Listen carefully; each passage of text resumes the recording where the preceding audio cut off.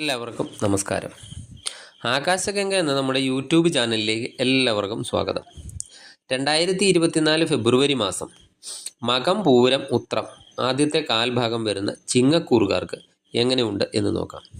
ഞാനിവിടെ പറയുന്നത് ഫെബ്രുവരി മാസം ഗ്രഹങ്ങൾ ചാരവശാൽ ചിങ്ങക്കൂറുകാരുടെ വിവിധ ഭാവങ്ങളിൽ നിൽക്കുമ്പോഴുള്ള ചാരഫലമാണ്. ഇത് പൊതുവായി വരുന്ന ഫലനിർണ്ണയമാണ്, അല്ലാതെ ഓരോ വ്യക്തികളുടെയും ജാതക വിവരണം അല്ല. ഓരോ വ്യക്തികൾക്കും ഗ്രഹനില അനുസരിച്ചുള്ള ഭവാധിപൻ്റെ ദശാകാലം അനുസരിച്ചാണ് ജീവിതത്തിൽ അനുഭവങ്ങളൊക്കെ വന്നു ചേരുന്നത്.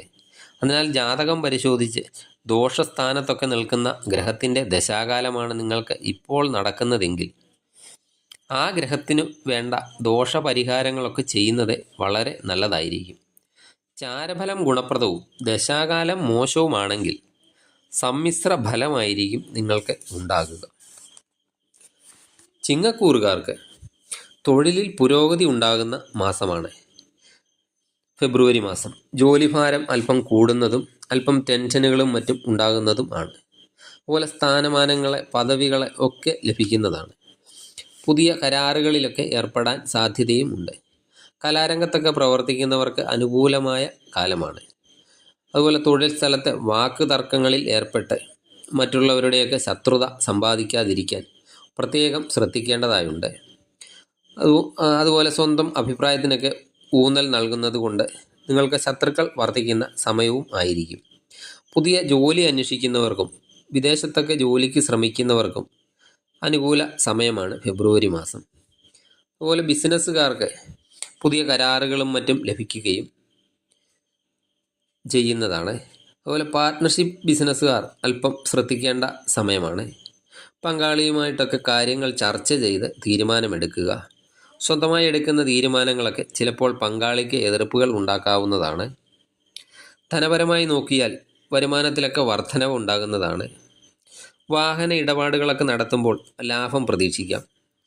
അതുപോലെ പണം കടം വാങ്ങുന്നതും കടം കൊടുക്കുന്നതും ആലോചിച്ചു മാത്രമേ ചെയ്യാവൂ. അതുപോലെ കടം കൊടുത്ത പണം തിരികെ ലഭിക്കാനും കാലതാമസം നിങ്ങൾക്കുണ്ടാകുന്നതാണ്.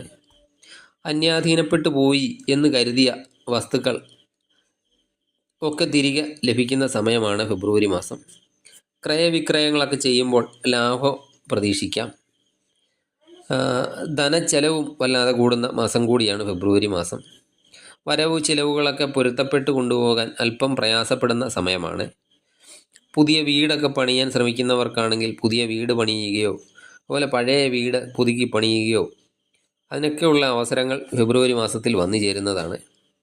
വിദ്യാർത്ഥികൾക്കും അനുകൂലമായ സമയമാണ് ഫെബ്രുവരി മാസം. പഠനത്തിലൊക്കെ ശ്രദ്ധ പുലർത്താൻ സാധിക്കുന്നതാണ്. പരീക്ഷകളിലൊക്കെ നല്ല വിജയം കരസ്ഥമാക്കാൻ സാധിക്കുന്നതുമാണ്. അതുപോലെ സ്കൂളുകളിലും മറ്റും കലാപരമായ കാര്യങ്ങളിലൊക്കെ ഏർപ്പെട്ടിരിക്കുന്ന വിദ്യാർത്ഥികൾ അവരുടെ പഠനം ഒക്കെ ഈ കലാപരമായ കാര്യങ്ങളിൽ ശ്രദ്ധ ചെലുത്തുന്നത് കൊണ്ട് അതിൽ നിന്ന് പഠനത്തിൽ നിന്ന് ശ്രദ്ധ മാറിപ്പോകാതെ ശ്രദ്ധിക്കേണ്ടതാണ്. അതുപോലെ വിവാഹം ആലോചിക്കുന്നവർക്ക് മാസത്തിൻ്റെ ആദ്യ ഭാഗങ്ങളാണ് അവസാന ഭാഗത്തേക്കാൾ കൂടുതൽ ഗുണകരമായിട്ടുള്ളത്. ദാമ്പത്യപരമായും മാസത്തിൻ്റെ പകുതിക്ക് ശേഷം അല്പം ശ്രദ്ധിക്കേണ്ടതാണ്. കുടുംബത്തിലുണ്ടായിരുന്ന അസ്വസ്ഥതകളൊക്കെ മാറിക്കിട്ടുന്നതാണ്. വ്യക്തിബന്ധങ്ങളൊക്കെ നിലനിർത്താൻ നിങ്ങൾ വിട്ടുവീഴ്ചയ്ക്കൊക്കെ തയ്യാറാകുന്ന സമയം കൂടിയാണ്. അതുപോലെ ബന്ധുജനങ്ങളിൽ നിന്ന് എന്തെങ്കിലുമൊക്കെ ഉപദ്രവങ്ങൾ ഉണ്ടാകാൻ ഇടയുണ്ട്. കുടുംബ സ്വത്തിനെ സംബന്ധിച്ചൊക്കെ തർക്കങ്ങൾ ഉണ്ടാകാം.